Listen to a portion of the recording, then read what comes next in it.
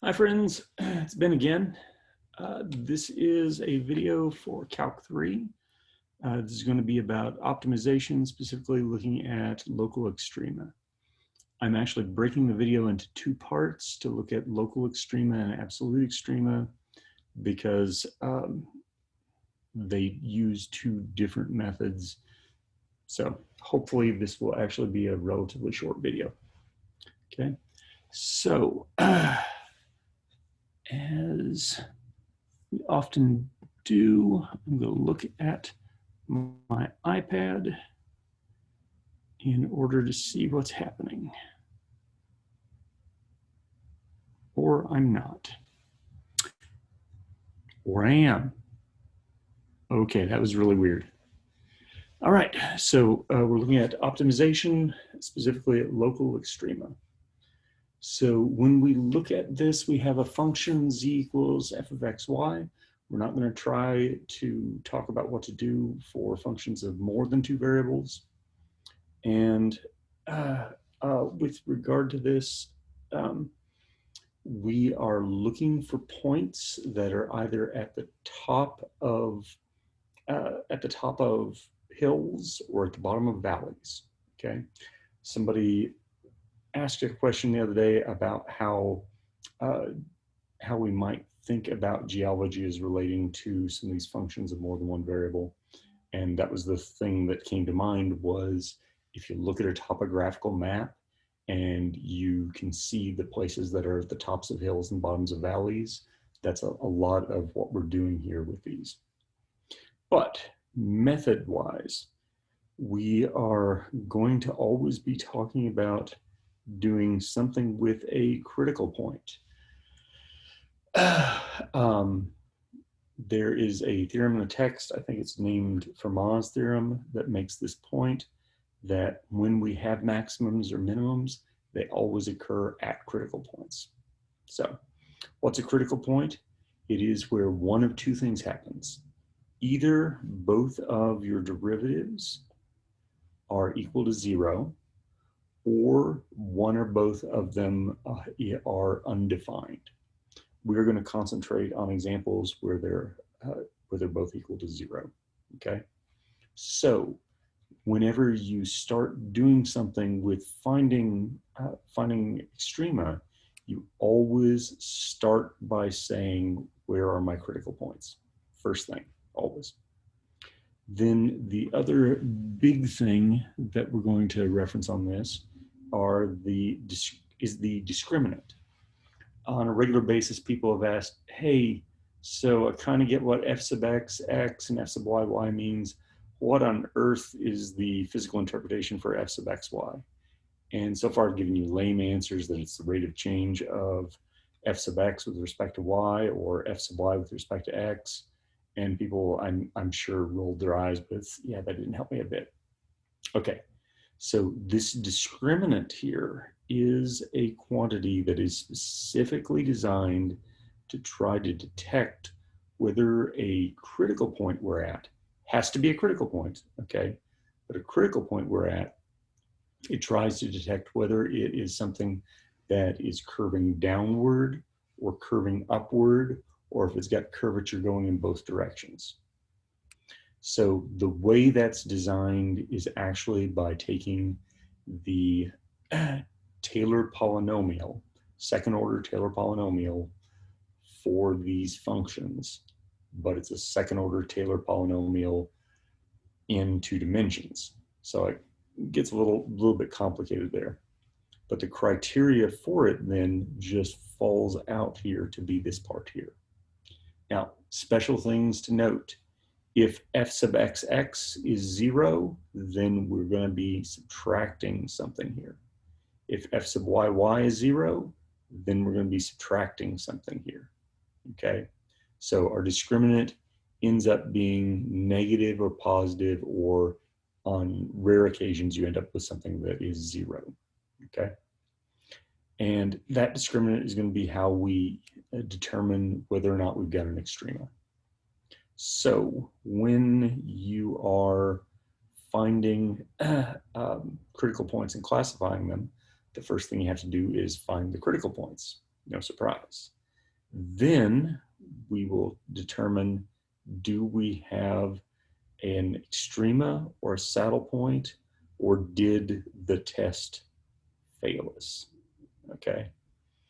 If we have an extrema from calculating that discriminant, then we go check f sub xx or f sub yy.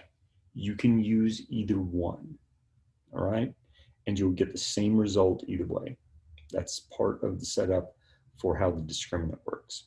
So if we got a discriminant that was positive, then we go to check to see, do we have a max or min? If we get a discriminant that is negative, that means we have a saddle point.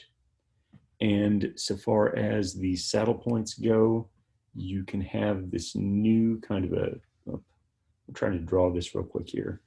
You can have this new kind of a structure that you won't have seen before in a three-dimensional setting though, where the object has a sort of a parabolic shape that opens down in one cross section, and then in another cross section it opens upward. I said those in the opposite order, sorry. So in any case though, when we're classifying these things, we can get a saddle point or an extrema, or we can run into this sort of problem here where the discriminant is 0 and yet we have to classify it. When that happens, you have to look at the graph. There's just no other way to tackle that. And if your graph is good, you'll be able to tell if you got a maximum or a minimum or some kind of a twisty that suggests it's a saddle point. All right, so with that in mind, let's take a look at an example. By the way, I have gone ahead and just worked out this example because I don't want to mess up the algebra and make this a hour-long video like I did the other day. So, all right. So the question that we're asked here, find and classify, right? And it's all the critical points. That should be all the instructions that you get for one of these. So you get a function here, and you have to find the critical points if you're going to classify the critical points. That was kind of a dumb thing for me to say, I know. But you calculate the f sub x, and you get y squared minus 2xy plus y, and that has got to be equal to 0. I forgot to write that part in here. So then you calculate your f sub y, and this time you get 2xy minus x squared plus x, but you're setting these equal to 0, and because you're setting them equal to 0 and there's something that can factor, that's going to be the important part here. So if you set the first one equal to 0 and factor, one of those two factors has to be 0. If the y is the part that's 0, we're going to jump over here and say y equals 0. That made the first equation 0, and now I need the second equation to be 0. So the first equation is 0 with that, then the second equation can be made 0 either by setting the x equal to 0 or by setting the other piece equal to 0. If the y is 0 and the x is 0, bam, we're done. We got the point 0, 0. But if the y is 0 and you've got 2y, oh, it didn't stay. Y is 0 and you've got 2y minus x plus 1 equals 0, substitute the y equals 0 in for that, and then you've got minus x plus 1 is 0, so x had to be 1, and that tells you got the point 1, 0. All right? So those are the 2 points that you could get here if you know that your y is equal to 0. Now, if your y is not equal to 0, then the other factor needs to be 0, and so we set that, and I went ahead and solved and got that the y has to be 2x minus 1. So if you got y equals 2x minus 1 and x is 0, in order to make the other part 0, then when you substitute in the x equals 0 to the 2x minus 1, the y has to be minus 1. Bam, you get the point 0 minus 1. All right. The hardest part is, what if you get your y equals 2x minus 1 and your 2y minus x plus 1 equals 0? So the advice there is to go ahead and do substitution. And so you end up putting in the 2x minus 1 for the y on the second equation, and it turns into 3x minus 1 is going to be equal to 0. So that tells you that x is 1/3. And then if you plug that back into the y equals 2x minus 1, the y had to be negative 1/3. So now we have 2 more points here. Now, circling back around, from your f sub x, you can get f sub x. Nicely enough, that's minus 2y, super easy to calculate. F sub y, also easy to calculate. F sub xy, easy to calculate, but still, kind of messy. Then d is f sub xx times f sub y, and then minus the f sub xy squared. Don't bother with the algebra, okay? You could go ahead and square that out and cancel and have a field day, but it doesn't help you one bit, all right? Once you've got this quantity set up here, then you can go ahead and say, I have my point 0, 0 over here, and I plug that into my expression for d. And I can see there's a 0 at this first part, and then a 1 squared, and then you subtract it. So that's how you get the minus 1 there. Once you know that you've got something that is less than 0, that's a saddle point. When you plug in 1, 0, you also get minus 1, and you also get a saddle point. 0 minus 1, also a saddle point. The only one that's really different is this d of 1/3 minus 1/3, which ends up getting you a positive 1/3. That means that we've got something which is an extrema, right? So we've got an extrema, then we check here. Oh, my handwriting is bad enough that my f sub x looks like I wrote f sub xy. All right, I fixed it. So then you check your f sub xx and say, did I get a positive or negative? It was a negative, and we check back with our criteria that having a negative there tells us we've got a maximum, okay? So let me real quick here jump over to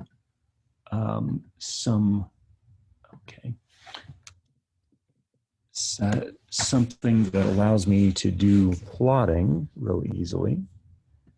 And I'm going to share screen on that. And this thing that I'm plotting from, I'm going to just go ahead and put in here y squared x minus yx squared plus xy. Now I have to turn it off and turn it back on. So if you take a look at that, you can kind of see that at 0, 0, it has the saddle point that we described. And then at the, 1, 0, so x is 1 and y is 0, it's got kind of this little lip thing here. And that's another saddle point. And then at 0 minus 1, so x is 0 and y is minus 1. Gosh, that's harder to find. Oh, it's kind of over here. You can also see that you've got a little bit of a twisty sort of bit to it. And then this point that was what? 1/3. So the x is positive 1/3 and the y is negative 1/3. So it's going to be a point over in here. My graph's not really good enough for me to see that. So All right, I'm not going to try to spend too much time on the graph of that, but I just want to do a quick demonstration there that we can look at the graph if we need to. Okay, so let's take a look at another one here. And this is one where I don't want you to get the impression that all of these problems are super, super, super tough, but I am purposely not doing super easy ones for examples here. So this time we're being asked to do this function here. This is actually one that is in the homework in the textbook, and they didn't really seem to expect y'all to be doing the algebra of it. So I thought maybe it would be something I would do the algebra of, you know. So anyway, this has a y to the fourth, and I kind of expected from that to end up with something that was a maximum or minimum, but that we couldn't get from the test. But ends up it worked out pretty well. So you got all this, and we need to take the g sub x, and it turns out to be pretty nice. The g sub x is this 2x plus y, and you have to set 2x plus y equal to 0. Then you also get the g sub y. That ended up being much more complicated, but since it's a quantity that's also set equal to 0, you're solving the two simultaneously. That is super nice that you can take and substitute y equals minus 2x in there, like so. And then the algebra of it gets kind of messy, but you can see a factor of x will come out of this whole thing. And then the stuff that's left is this 256x squared plus 12x minus 13. And when I was doing this, I was like, geez, there's no way I'm going to be able to factor that. I just used the quadratic formula, and then I got nice answers, which told me there was a way to factor it. So I went back and spotted that you could factor it like so. And so one of these three factors has to be 0. If the x is 0, you can plug back into the y equals minus 2x and get your point 0, 0. If the 64x minus 13 is 0, then x is 13/64, and the y is minus 2x times, or minus 2 times that. So you have that point. If the 4x plus 1 is 0, then your x has to be minus 1/4, and the y is minus 2 times that. So we've got 3 points to check out. Circling back here, the g sub xx turned out to be 2. Man, that's going to be nice for later.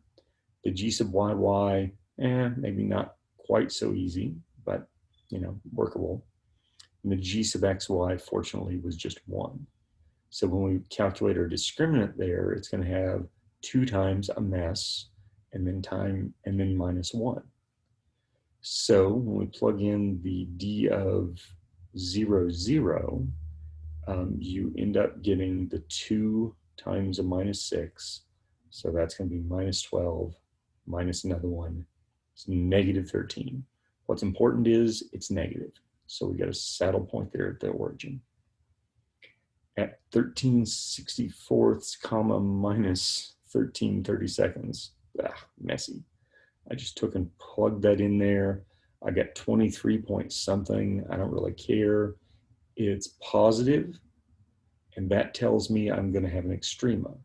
Once I know I've got an extrema, I go talk to g sub xx and plug in the value there. But my g sub xx was 2, so this ends up being pretty easy. 2 is more than 0. We must have a local minimum.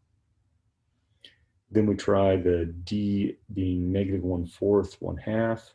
We get a positive value, so it's an extrema again.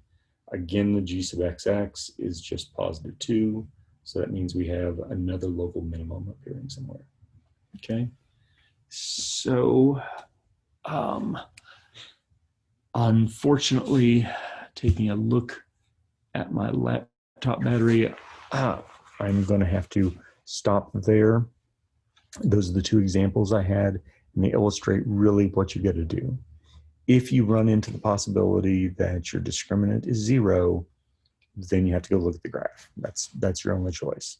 That's the only kind of thing that I didn't show an example of there. Okay. You might ask the question, why don't you just go look at the graph every time? Sometimes your graph's not good enough. Okay. So this is just a method that we've used over the years, even when we didn't have graphing technology. So see what you can do with that. And I will come back with a video for what to do with absolute extrema just here in a few minutes. Thanks.